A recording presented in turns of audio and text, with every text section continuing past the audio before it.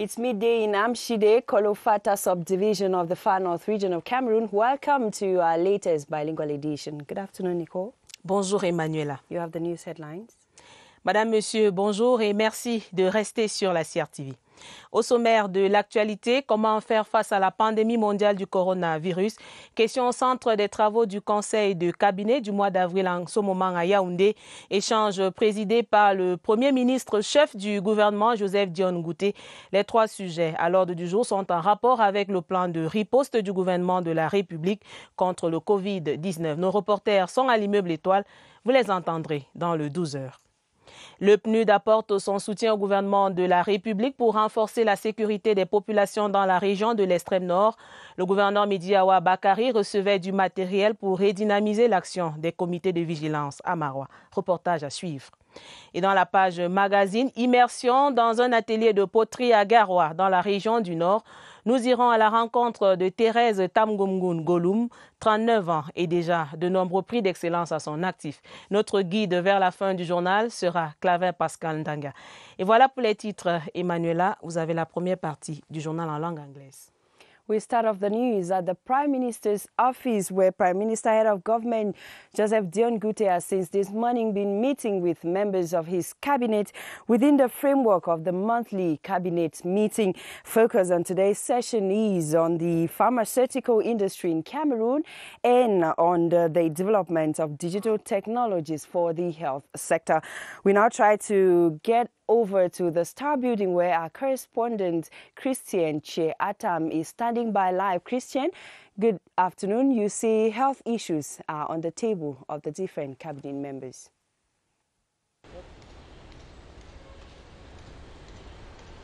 Well, Emanuela, if one considers recent happenings in the world and in Cameroon, one can easily understand why the cabinet meeting for the month of April is focusing mainly on issues pertaining to health.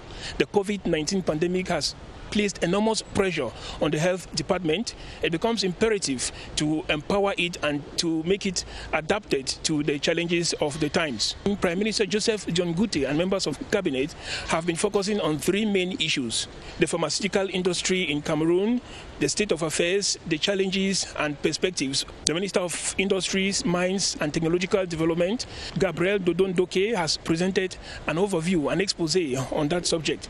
The Minister of Post and Telecommunications, for her part, Libom Liliken Minet, has presented an expose on the development of digital technologies to be used in the health sector. Thirdly, the Minister of Health, Manauda Malashi, in the course of the cabinet meeting, is expected to come back on the latest figures concerning the spread of the pandemic in Cameroon and on government's riposte to COVID-19 in the country. Government is hoping that the energy put in during this April session of the cabinet meeting is going to help bring more solutions to the COVID-19 pandemic in Cameroon.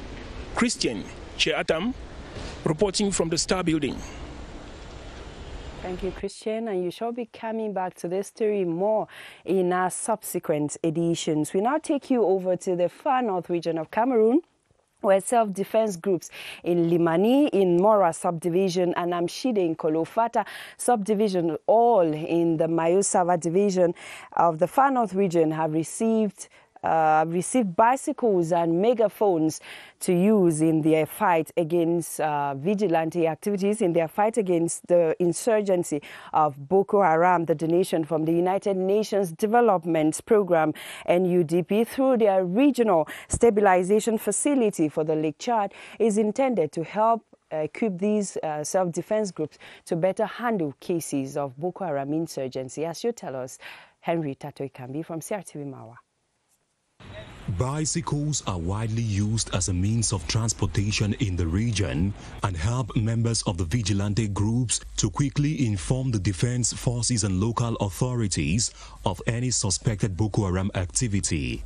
This explains the United Nations Development Program UNDP through their regional stabilization facility for the Lake Chad's decision to include mostly bicycles and megaphones in their donation to two localities hardly hit by the sect. a gesture that the donors believe will increase security and foster the stabilization process. This area is still facing terrorist threats, so it was important for us to make sure we can support communities to face and also to develop this early warning system. The beneficiaries from Limani in Mora and Amshide in Kolofata, all in the Mayosava division, believe the gifts will help scale up stabilization in their localities. We are very happy to receive all this material from the UNDP. This material goes directly to community of Mayosava. That's for the Vigilant Committee. We are satisfied by what has been done already. The UNDP has promised to continue their activities aimed at enhancing civil-military cooperation with this stabilization facility in the days ahead. Madame, Monsieur, merci de vous joindre à nous sur la CRTV. Vous suivez le 12h. Nous l'avons dit en titre dans l'activité gouvernementale ce jeudi. Les travaux du Conseil de cabinet du mois d'avril sont en cours à Yaoundé. Le Premier ministre, chef du gouvernement, Joseph Dione Ngouté, préside les échanges pour une mise au point de la situation du Covid-19 au Cameroun.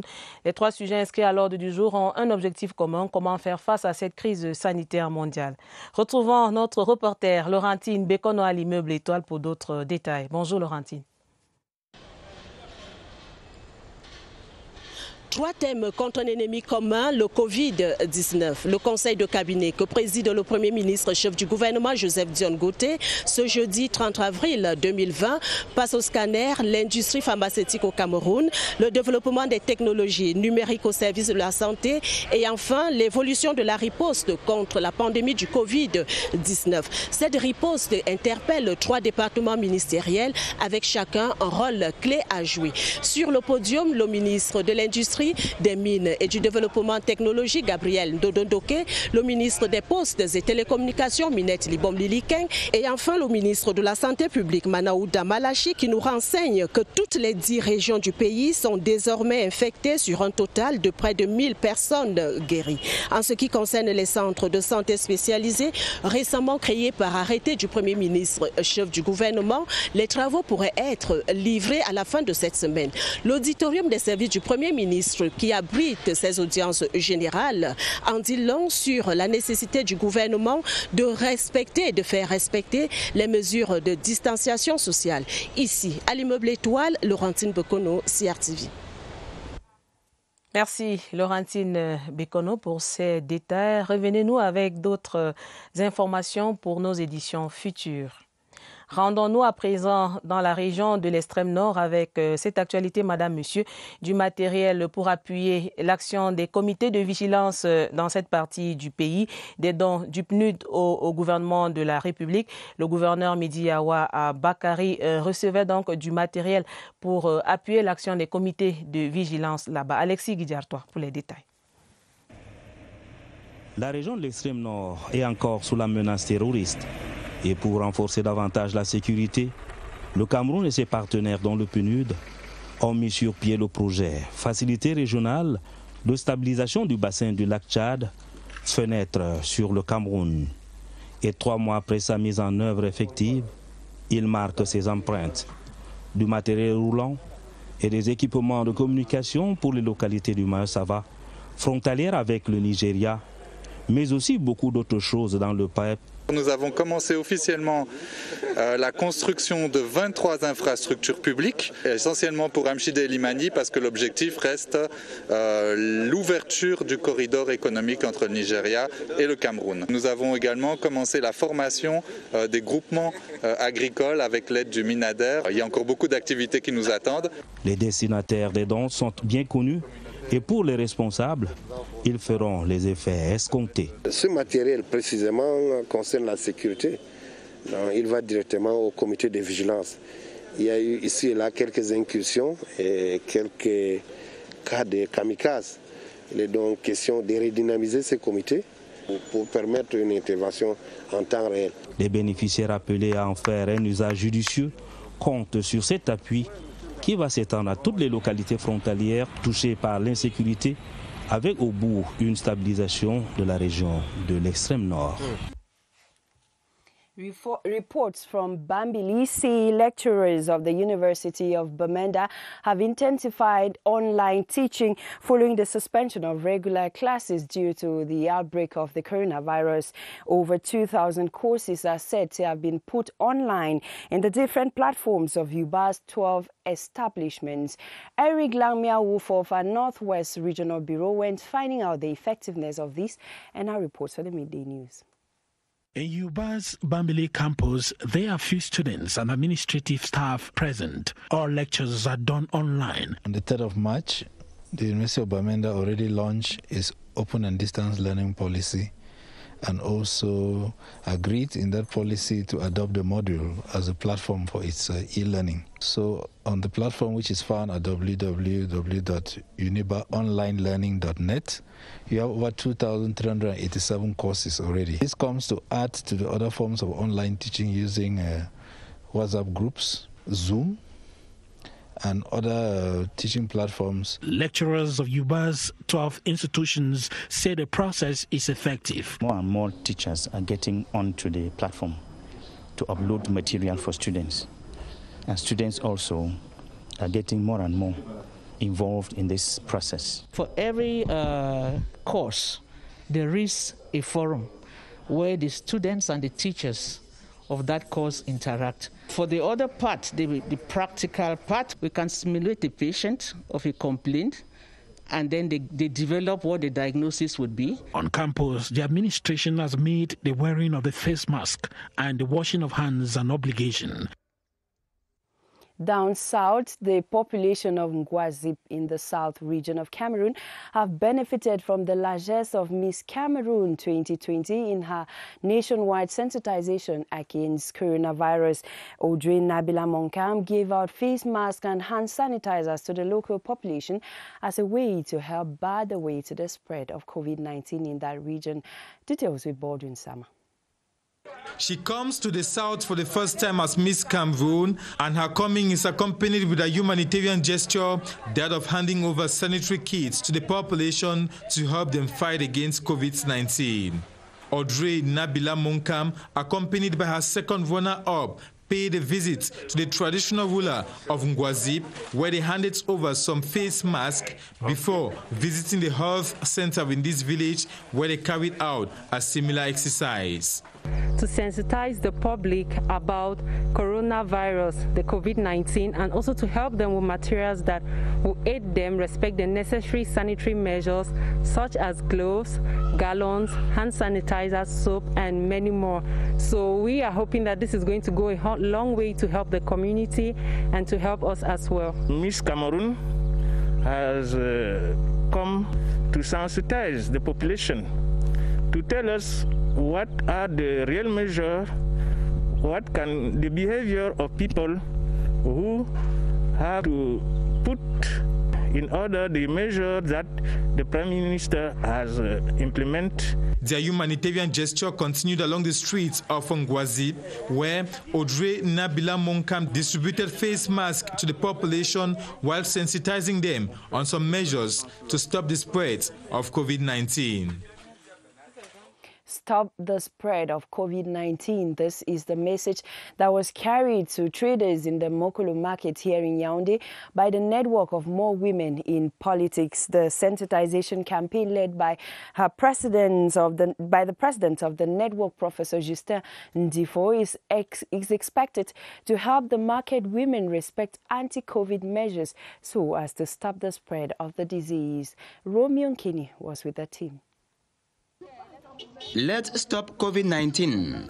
This is the slogan under which this network, More Women in Politics, decided to organize a sensitization campaign aimed at containing the propagation of the coronavirus.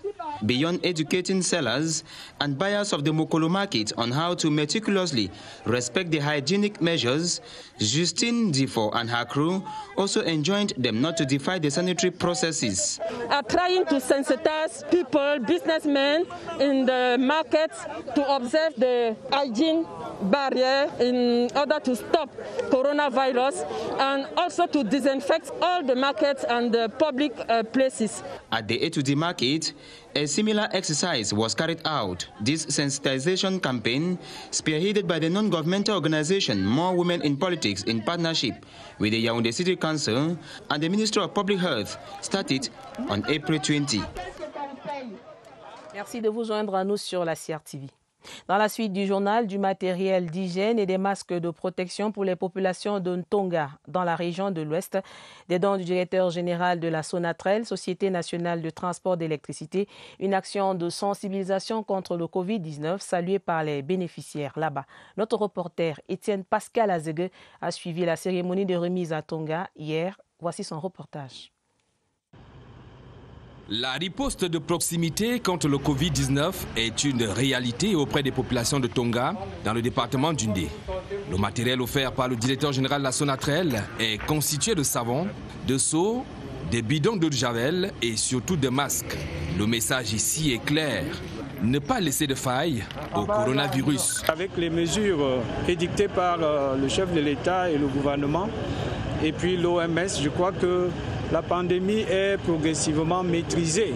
Il fallait donc qu'on revienne dans l'arrière-pays pour sensibiliser le maximum de personnes possible et leur donner les outils pour se défendre contre cette maladie. Les bénéficiaires ont été sensibilisés sur la bonne application des gestes barrières contre le Covid-19. Quand une grande élite comme ça vient de lui-même rassembler les chefs de quartier, les chefs de village pour leur parler et faire une démonstration sur l'utilisation, surtout, et donner des conseils, ça secoue tout le monde, ça bouge tout le monde, ça prouve que, effectivement, le corona est une réalité. Après Tonga, la caravane humanitaire va mettre le cap sur les 3 autres arrondissements que compte le département d'Undé, notamment Bassamba, Bazou et Banganté, pour des actions similaires de sensibilisation. Nous ne quittons pas la région de l'Ouest. Les travaux d'aménagement de la voirie urbaine à Bafoussam sont en arrêt depuis quelque temps. Les raisons de cette interruption dans ce reportage de Sylvestre Jack.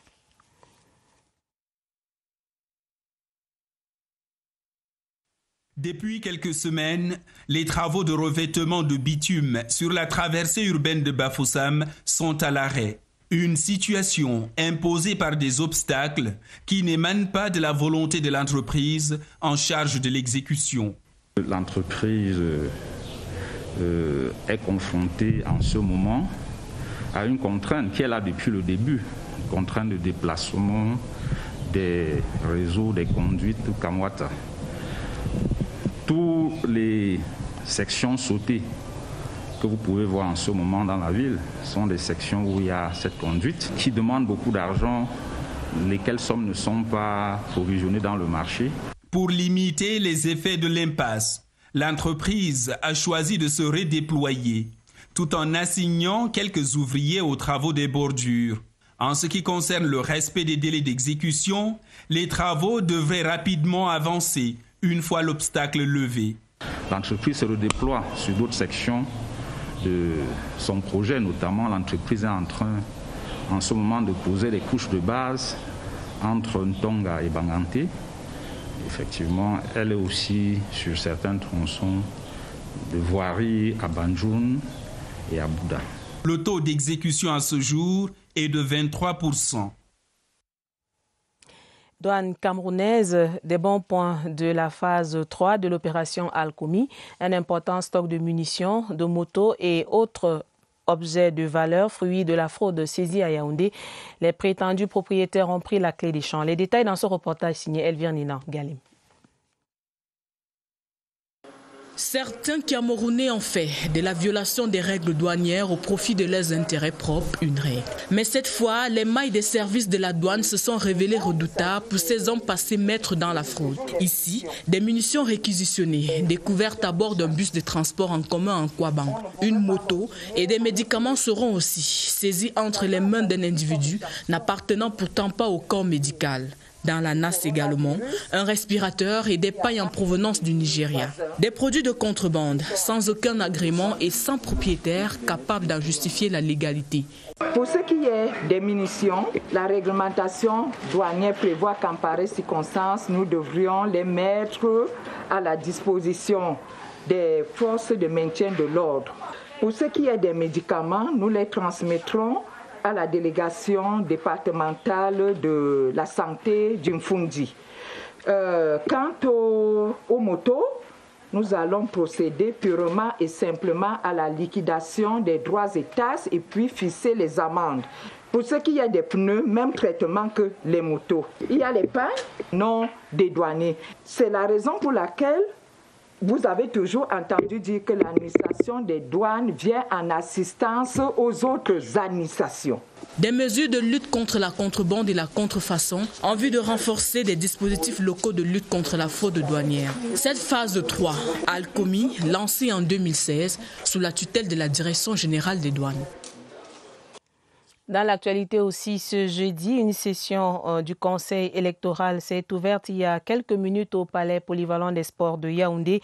C'est un prélude aux descentes annoncées des membres du Conseil électoral pour l'évaluation de la révision des listes électorales. Eno Abrahams Egbe, le président du Conseil, insiste sur l'observation des mesures barrières édictées par le gouvernement de la République, sur la contribution du Conseil électoral dans le combat contre le Covid-19. Écoutons Madame Ladibawa, approchée par notre reporter Séverin Alegambele.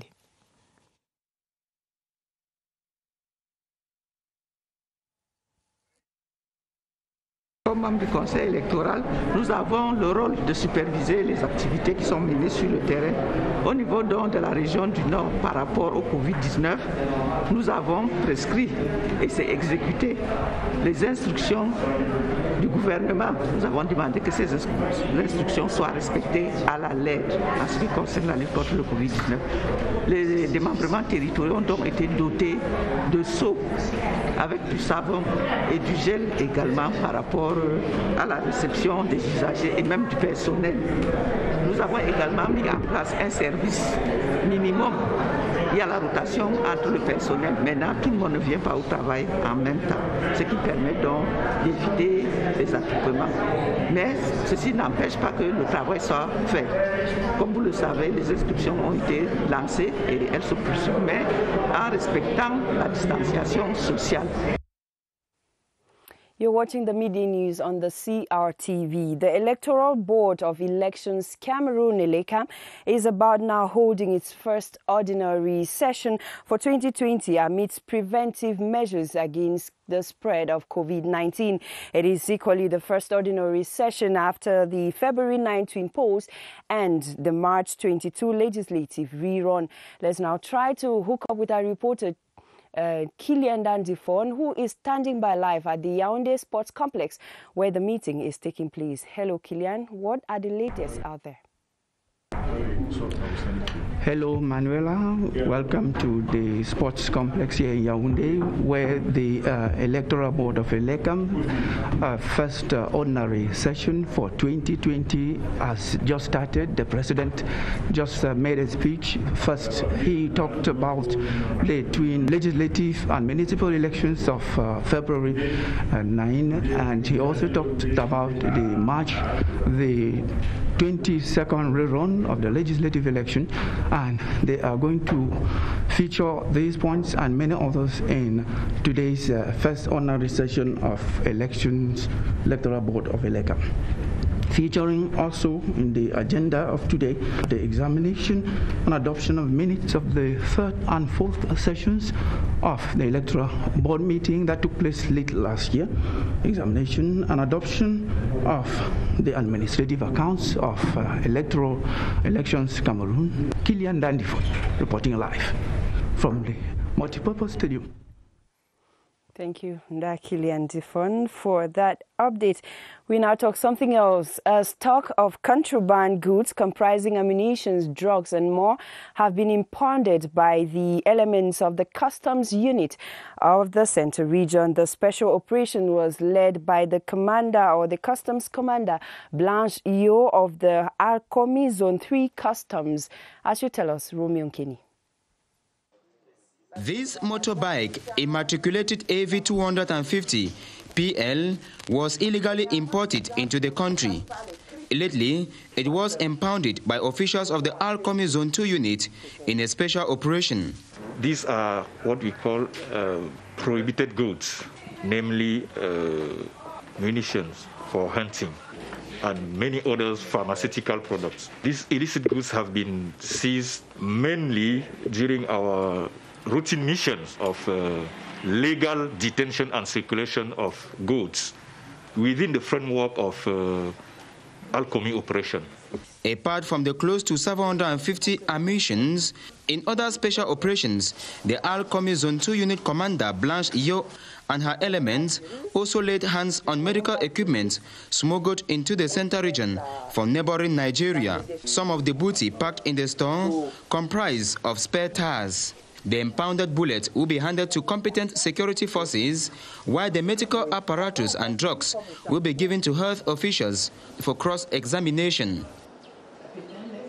The death has been announced of the Grand Master of the Sovereign Military Order of Malta, the 78-year-old Fra Giacomo dalla Torre del Tempio di Sanguineto, died Tuesday in Malta from an incurable disease. He was in Cameroon in 2018 in his first foreign trip as Grand Master. Charles Ebune.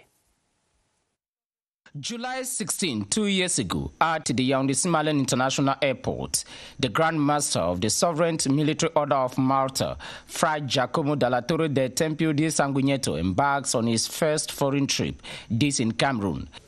Le grand maître de l'ordre souverain de Malte, le peuple camerounais vous souhaite une chaleureuse bienvenue et un agréable séjour à Yaoundé. Merci, jeune femme. Merci. The welcome civilities for the 80th Grand Master and Prince, Cardinal Giacomo dalla Torre del Tempio di Sanguineto, are performed by then Prime Minister Philemon Yang on behalf of President Paul Biya, a president who grants him an audience at the Unity Palace.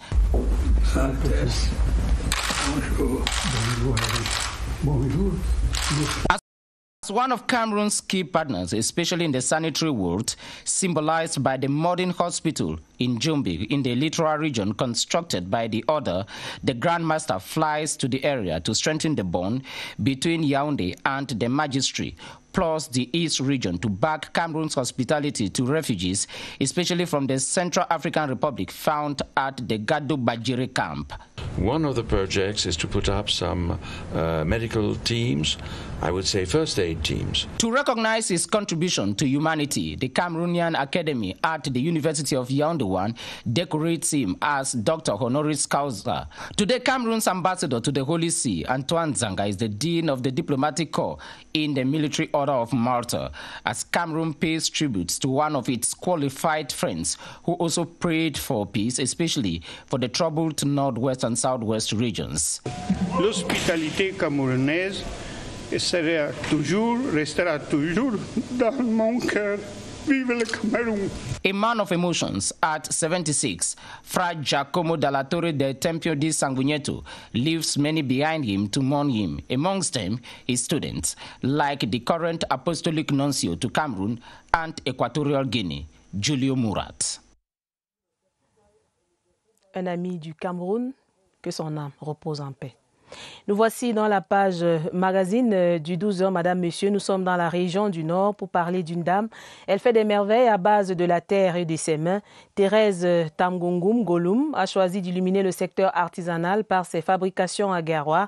Elle est très sollicitée pour offrir sa touche professionnelle dans les chantiers. Découvrons cette native de la région du Nord à la suite de notre reporter, Claire Pascal Danga. Dans son atelier de poterie au quartier Kolbivesa Garoua, Thérèse Tangungum Golum façonne l'argile pour lui donner une forme précise.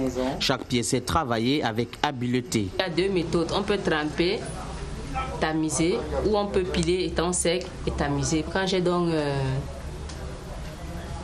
ma bouillie d'argile, j'attache dans les tissus de s'assurer que ça a eu la bonne texture pour que moi je puisse travailler avec. Alliant tradition à la modernité, tout en restant fidèle au principe d'authenticité et de créativité, cette passionnée de la poterie fait revivre cet art à sa manière. Moi-même je fais mes motifs, en fonction de mon humeur. Les grandes pièces comme celle-ci, je les monte par la technique du colombinage. C'est-à-dire à faire des longs colombins, des longs cigares, que je lève jusqu'à obtenir une pièce comme ça. Un savoir-faire unique qui lui vaut des sollicitations dans le secteur de la construction, comme dans ce chantier à Pitois, où Thérèse entend apporter sa touche artistique. Je vais faire les murets dans cette maison et une mosaïque. Âgée de 39 ans, cette native de Garoua voit l'avenir de son métier en rose. Avec le parcours que j'ai eu jusqu'à présent, j'ai eu des prix à plusieurs expositions. Maintenant, il faut juste que le gouvernement pense à pousser un peu les artisans, ouais, parce qu'on n'a pas les moyens, par exemple, d'aller toujours à l'extérieur. Vivant pleinement de son art, Thérèse Tangoun-Goum Golum s'évertue à perpétuer cet art à travers la formation des jeunes apprenants à la poterie. And the secret of success, of course, lies in hard work. It is on that note that we call it quit for this edition of the Midday Bilingual News on the CRTV. Ladies and gentlemen, thanks for watching. Do not forget to keep safe. See you tomorrow, Nicole. Merci, Emmanuela. Madame, monsieur, merci d'avoir suivi. Prenez soin de vous. À demain.